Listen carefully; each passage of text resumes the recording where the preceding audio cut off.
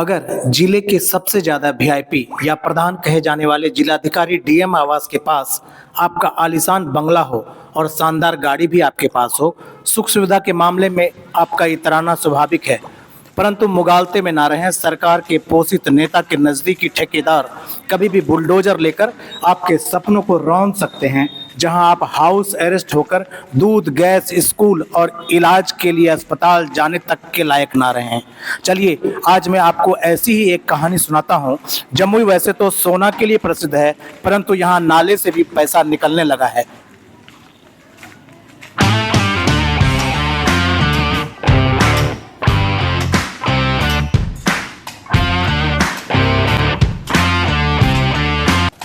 जब नालियों को यह पता ना हो कि उसे जाना कहाँ है, उसकी मंजिल क्या है, और उसे जब यह भी ना पता हो उसे किस बात की निकासी करनी है, जल की अथवा पैसे की, तो स्वाभाविक रूप से ये नालियाँ तो बेकार ही होगी। और यह कहा जा सकता है कि ये नालियाँ पैसे की निकासी के लिए बनाई गई। आप देखिए उन नालियों को जिसके आगे पीछे का कोई पता नहीं है, लेकिन बीच में ऐसी नालियाँ कई वर्षों से बनाई जा रही है। कहा जा रहा है कि इसके डीपीआर बना दिए गए हैं। पिछले 20 साल से जो आसपास के विधायक हैं उन लोगों ने अखबारों में भी खबरें छपवाई और अपनी तस्वीरें भी छपवाई साथ में बड़प्पन के लिए कि उन्होंने डीपीआर बनवा दिया और शहर में गंदे पानी को एक जगह नाले से इकट्ठा करके कहीं नदी नाले में गिराया जाएगा और शहर में एक बूंद भी गंदा पानी नहीं रहेगा। लेकिन सच्चाई क्या है? ऐसे डीपीआर को कौन रोकता है? ऐसे डीपीआर को क्यों रोका जाता है? आप इस बात को समझने की कोशिश कीजिए। ऐसे डीपीआर को इसलिए रोका जाता है कि छोटे छोटे नाले पैसे की कमाई के लिए, पैसे की निकासी के लिए बनाए जाते हैं। इस नाले की शुरुआत और इस नाले का अंत का कोई पता नहीं होता। ये नाले बीच में बनाए जाते हैं जिसका ओर और छोर कुछ भी पता नहीं होता। ऐसे में जो पानी नाले में जमा होता है वह पानी ओवरफ्लो करके आपके घरों में घुसता है। ये नाले जहाँ बनाए जाते हैं वहाँ आसपास कच्चे नहर होते हैं, उन नहरों को भरा जाता है। अगर 8 फीट का नहर है तो वहाँ 2 फीट के ऐसे नाले बनाए जाते हैं। ऐसे में 6 फीट जो उस नहर की गहराई है वो कम हो जाती है और नाले में जमा पानी आपके घरों में घुसने लगता है। ये नाले इसलिए बनाए जाते हैं कि अगर डीपीआर बनाकर अच्छे नाले बना दिए गए तो उसे कई वर्षों तक फिर बनाना नहीं पड़ेगा। लेकिन हर साल ऐसे नाले अपने पैसे के हिसाब से, अपने रसूख के हिसाब से, अपने पैरवी के हिसाब से कमीशन खोरी के लिए बनाए जाते हैं और उन नालों से कोई पानी कहीं नहीं जाता। ऐसे में साफ साफ कहा जा सकता है कि ये नाले निश्चित रूप से पानी की निकासी के लिए, गंदे पानी की निकासी के लिए तो नहीं है, ये पैसे की निकासी के लिए है।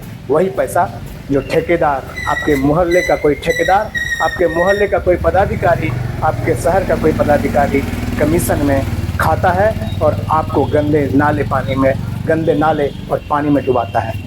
मैंने इस संदर्भ में नगर परिषद के कार्यपालक पदाधिकारी से बात की थी। हालांकि उन्होंने फ़ोन पर बात तो नहीं किया, लेकिन उनको जब मैंने मैसेज किया तो उन्होंने बताया कि इस शहर का, जमुई शहर का, बिहार के अमूमन सभी शहरों का यही हाल है।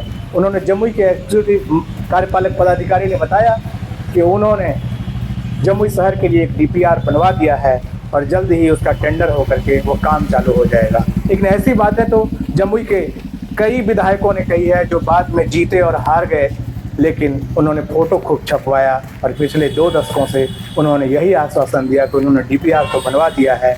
अब वो डीपीआर ज़मीन पर कब उतरेगा और गंदे पानी से बिहार के शहरों में जमुई के लोगों को कब निजात मिलेगा, यह तो जनता जब जगेगी तभी पता चलेगा। और आपको यह सत्य देखना पड़ेगा कि आखिर आपके शहर को, आपके राज्य को, बिहार को, जमुई को और छोटे छोटे शहरों को ठगने वाले कौन हैं, आपके ठग कौन हैं, उनको पहचानना होगा और उनका नाम आप कमेंट बॉक्स में डाल सकते हैं।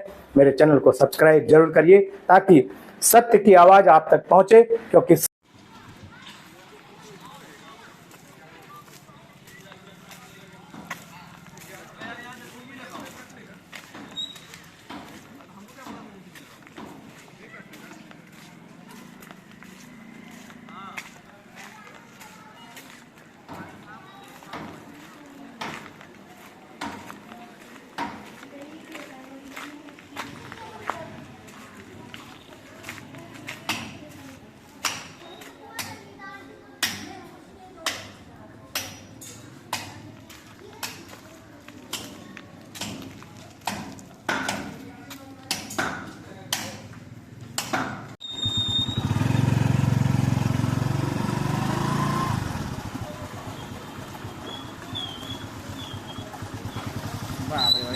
काम चल रहा है। नहीं जा पाओगे।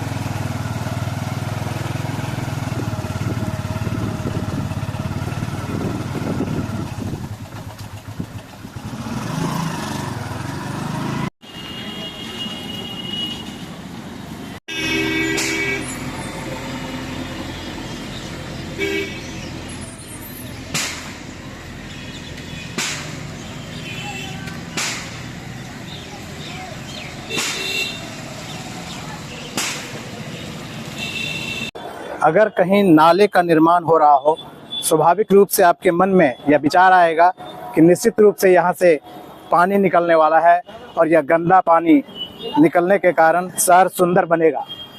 परंतु अगर नाले का निकास कहीं नहीं दिख रहा हो तो आपके मन में यह विचार भी आएगा कि आखिर पानी जब नहीं निकलना है तो आखिर नाले का निर्माण क्यों हो रहा है। दरअसल भ्रष्टाचार की जो गंगा बह रही है उसी का पानी इससे निकलना है, यानी पैसे की निकासी की जानी है। जनता को कोई सुख सुविधा मिलने वाली नहीं है और पैसे की लूट का इससे बेहतर नज़ारा पूरे बिहार में देखने के लिए आपको नहीं मिलेगा। बिहार के जमुई शहर से मैं आपको जो नज़ारा दिखा रहा हूँ यह एक शहर की कहानी नहीं है, बल्कि विकास पुरुष कहे जाने वाले नीतीश कुमार के राज में बिहार के सभी जिला मुख्यालयों में आप थोड़ी सी वर्षा में शहर को डूबते हुए और गंदे पानी में लोगों को गुजरते हुए देख सकते हैं। मैं रुपेश सिंह एक बार फिर आप सबको प्रणाम और नमस्कार करता हूं। नाले की निर्माण की यह कहानी नेताओं की, ठग नेताओं की पोल खोलने के लिए काफ़ी है।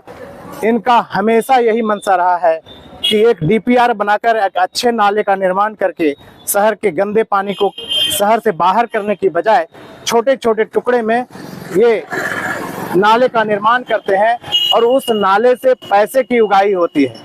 ये नाले का निर्माण पैसे की उगाही के लिए है और पैसे की निकासी के लिए है, किसी गंदे पानी की निकासी के लिए नहीं है।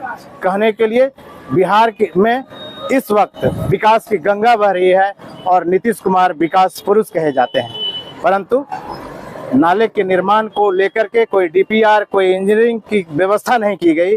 कहने को तो नीतीश कुमार इंजीनियर हैं, परंतु अगर नाले का निर्माण हो और उसके निकास की दोनों ओर से कोई व्यवस्था नहीं हो, बल्कि वह नाला बीच में ही रुक जाए, तो निश्चित रूप से वो आपको मौत का निमंत्रण देता है, न कि शहर को सुंदर बनाने की कवायद। लेकिन इन बातों से आखिर क्या फ़ायदा कि आप जनता गंदे पानी में डूब जाए अथवा गंदगी में आपको जीने के लिए, मच्छरों से बीमार होने के लिए विवश होना पड़े।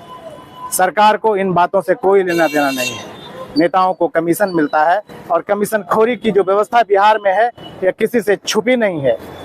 इन कमीशन खोरी के बाद जो पैसा बचता है उससे ठेकेदार निर्माण करते हैं और फिर ऐसे निर्माण से निश्चित रूप से पानी तो निकलना नहीं है, पैसे की निकासी होगी और शहर हमेशा गंदे पानी में डूबता रहेगा। धन्यवाद, प्रणाम।